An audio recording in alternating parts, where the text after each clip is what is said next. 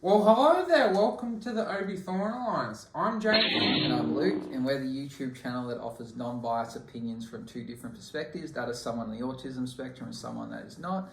And if you like our content, don't forget to like and subscribe. And what are we doing in today's video, Jacob? We are reviewing the newest movie from Marvel, Thor, Love and Thunder. Yeah, awesome. So this is one of our most anticipated movies of the year, and we finally got to see it. So stick around to find out if it lived up to its expectations.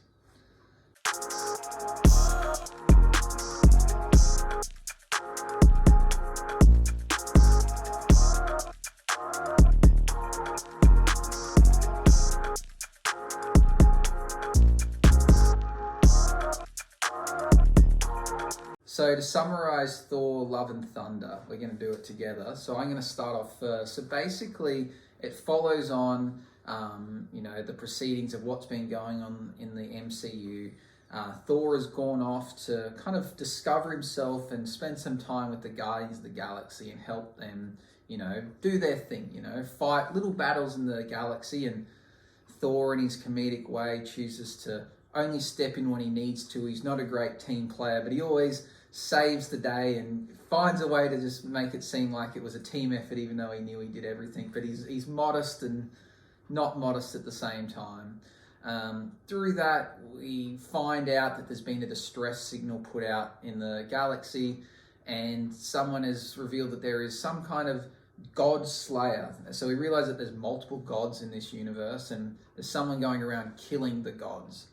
Before that, we see in a scene Christian Bale's character Thor become this god slayer by his daughter's life being taken. The god's not really helping, and he then finding this sword which kind of poisons him and gives him the power to be able to kill gods. So that's a necromancer sword. So he's been going and trying to fulfill his life mission of destroying all gods, and he has a bigger agenda, which we later find out in throughout the film. Thor is a bit concerned about this and decides that he wants to try and take him down after realizing that Thor's new where his people have been relocated to Earth, that has his next target, and that he is coming after Thor. And he teams up with Korg, and they decide to go and prepare for what this guy's about to take on. And I'll let Jacob take over. What happens there in terms of, we get to see a few older characters return and a few surprises with how they became. Yes, we get to see Jane Foster return, as we did in the trailer, with the mighty Mjölnir hammer, and Valkyrie being crowned as king, and also quite a lot of guardians in different parts of the space and the world, I guess. And how I would describe the movie is it's trying to find a past and trying to work out where you belong.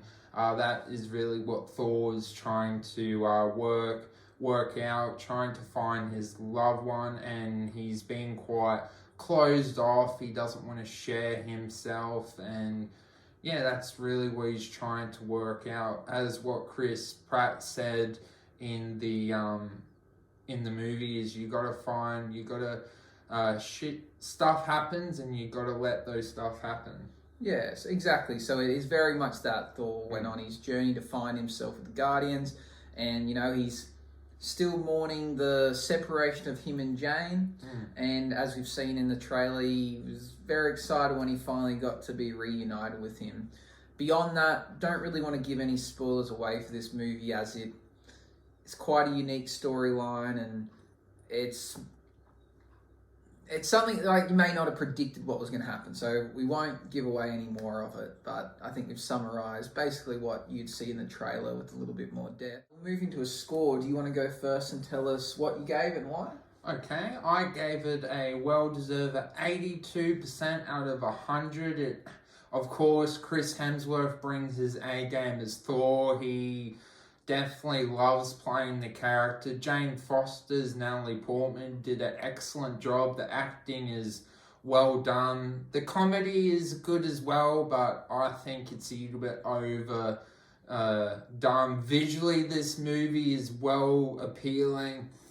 It does a lot of things right, but I just felt like the main thing it doesn't do, unfortunately, even though it's 2 hours, it's very much a rushed movie. It's like, I don't know if it's Marvel messing with the time or Taika Waititi himself just wanted there to be skip cuts. It's like a lot of scenes, you wanted there to be more explanation, but it's like skip past this, and that's my main problem with the movie, is that it feels like there needs to be other version of this movie or something else. But overall, would highly recommend seeing it if you're a Marvel fan. And I know a lot of people don't really like it compared to Thor Ragnarok, but I still think it shows a different purpose to Thor's journey, and I'm excited if there's a Thor 5 or yeah.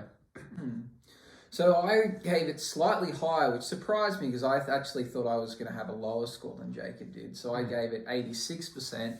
This movie, you know, entertaining is the best way to describe it. It's very entertaining. It's very funny. The comedy maybe goes a bit too far, and maybe it disguises some of the other things the movie lacks. But ultimately, you leave there laughing, entertained with what happened, and the storyline was pretty good. You know, it was something a bit unique. It wasn't, you know, borrowed from somewhere else. It doesn't majorly affect the MCU and what's happening in Phase 4. It's just, you know, it could be seen as almost a standalone film. You know, there's some sad moments in it, there's some happy moments, it does a bit of everything, but it definitely oozes with Taika Waititi and trying to make it funny. And whether that's good or bad, I don't know. I found it entertaining, but if you start to push comedy too much into something that's meant to be serious, or, you know, like superheroes, does it then take away from the rest of the product? So, you know, if Thor is the standalone funny type movies and then the others can be a bit more serious, then that's okay. It's just if they all start to become a bit of a joke and a laugh fest, then it's hard to take the MCU serious. But, you know, 86%, really enjoyed it. I think the people that are hating on it, you know, maybe being a bit too harsh, I think if you couldn't walk away from that and with a smile on your face and thought it was enjoyable, then, you know, you mustn't like too many things. And, you know, not necessarily plot holes, but what Jacob mentioned, parts that felt rushed. It was a short movie. It probably could have had an extra half an hour and a few more things explained. And I think with the amount of comedy in it, it made the movie feel fast too. So it could have had a few slow bits and you wouldn't have noticed it. I agree with that, yeah. So I've given it 86. You gave it 82. 82. We're going to move into a few more spoilers here. So if you haven't seen the movie, then you might want to skip this part. So do you want to open up with a topic, a discussion, or a question for me about the movie? I guess our most important thing going into the movie was the villain. And do you feel like the villain hurt the movie, or do you feel like the villain did its job? I liked it. I think Christian Bale did an awesome job. I think the villain's backstory was enough to believe him. And I whether or not I believe the sword could provide enough powers to kill gods, that's another story, but I guess you can't explain everything. I guess we just have to believe it, you know.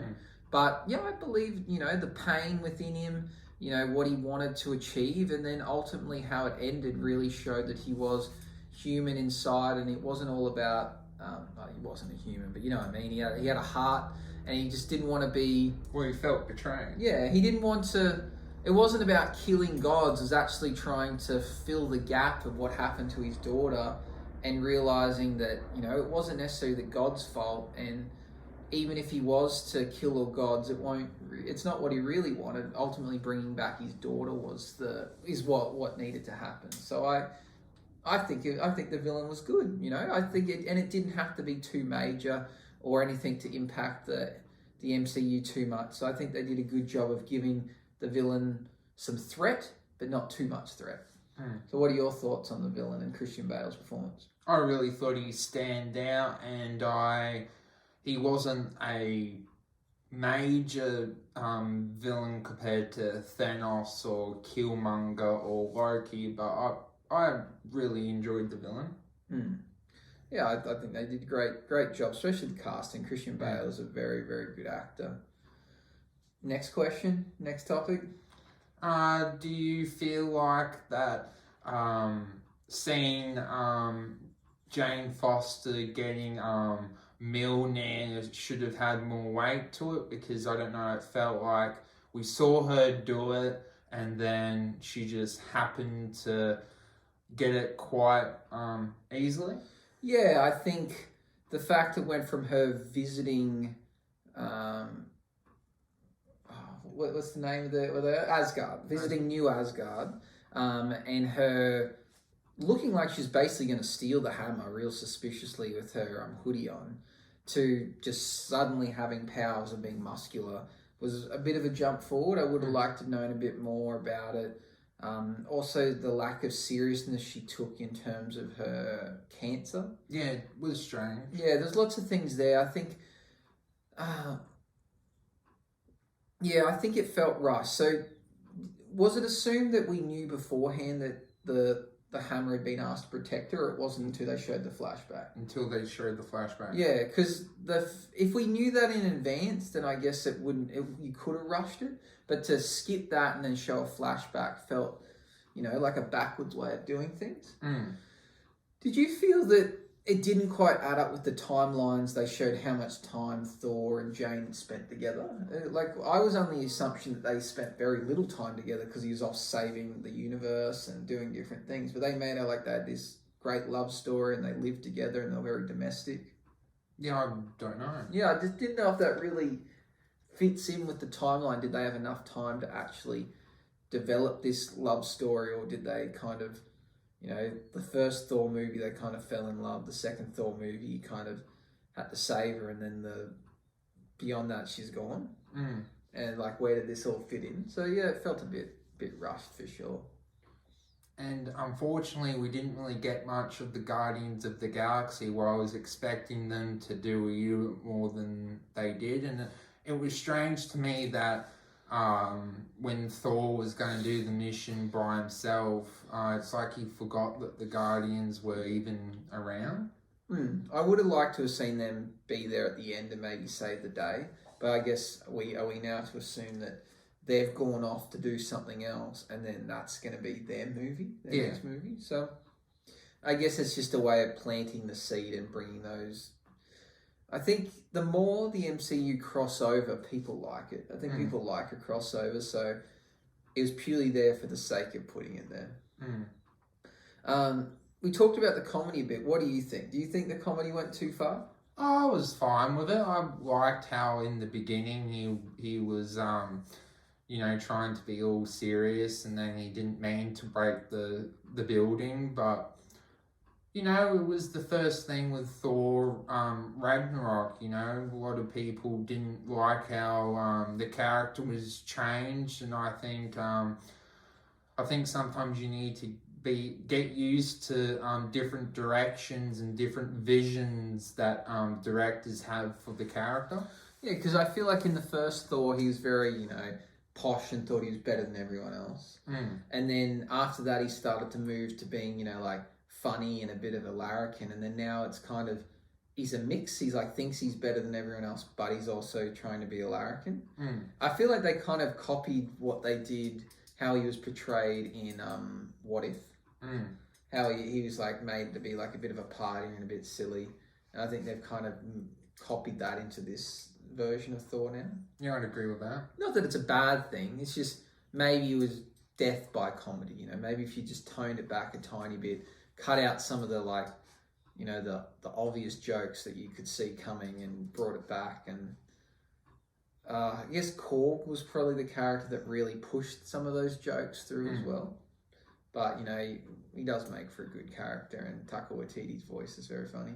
So did you like the reason why the God Butcher wanted Thor because of his Stormbreaker hammer?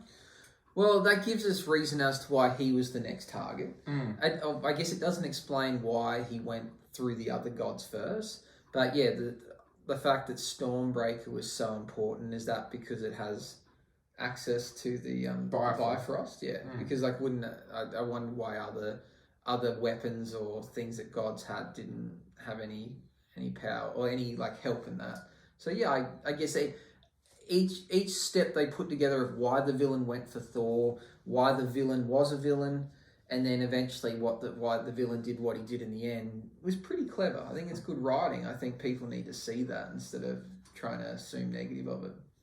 So because I already knew the events of Jane with getting the cancer, did you like that storyline? I think it gave... Did it need to happen? I don't know. Did she need to die? I guess she could have, just became, the mighty Thor and got Thor's powers and not have had cancer, and then they could have lived happily ever after and fought battles. That would have been a good storyline too. But I guess having her die is nice, but didn't add much to the story, because it's not like she sacrificed herself in order to... Well, she kind of did. They were saying, well, if you keep becoming Thor, you're not going to let the cancer drugs fight you as a human. But we assume the stage of cancer she had, she would have died anyway. Stage 4, yeah. Yeah, so I don't know if you could consider that a sacrifice. She's like, I'm going to die anyway, so I may as well die with honor and maybe go to Valhalla. So she didn't really sacrifice herself, but, she did step in and help fight the battle. So, yeah, I think it's fine. It wasn't necessarily a surprise because you told me before, but I like what they added in there. What did you think about the scene when they go to where all the gods live? What did you think about Zeus and seeing some of the other gods? With his tutu, that was quite funny. Yeah, I thought Russell Crowe was funny. Maybe a tad racist how they stereotyped Greeks, but it was very funny. I would assume they had plans with getting Hercules now in the universe. I would assume they had plans with making more of a god getting involved with trying to get themselves back in the human hearts, and superheroes have taken over. Yeah, I think that's cool. I like that. It's just where the MCU gets real confusing. You got humans, we got superheroes, we got Eternals, we got gods, time travels, and then we also have multiple multiverse. It is just wild to try and work out where it all sits. But I guess we just have to assume gods are like superheroes that supposedly can't die unless they get stabbed by a necro sword. Did you like who they cast as Hercules? Yeah, I think I like him as an actor. I really enjoy him in Ted Lasso, so I think you do well. I hope we get to see a bit more of him because he's very good in Ted Lasso. So, in the last ending cutscene, we actually get to see Jane Foster go to Valhalla. Yeah, which is I guess is a nice touching ending to her story, and she probably deserved it. So yeah, that was quite cool. And then at the end it says Thor will return. So I guess the question is that for a team up movie or for Thor 5? What would you prefer to see? Oh, I'll probably get both. I think he'll be in a team up somewhere and maybe get another movie in the future. I think he's one of their staple characters that they want to continue on. I think, they started with your Iron Man and your Captain America, but I think they knew that they weren't fan favourites. And they would, they're not, but there's only so much they can do with those. Or I think Thor is, the next level of, super power. People just love Thor. So I think he's someone that will continue on and get, more and more movies. So. And I guess Thor's going to be looking after the child now, so yeah. Yeah, I think that will be quite cool. Yeah. Well, thank you for helping, Luke. We are a YouTube channel from 2 different perspectives. Like and subscribe. Hope you enjoyed the video. Let the force be with you. Bye-bye.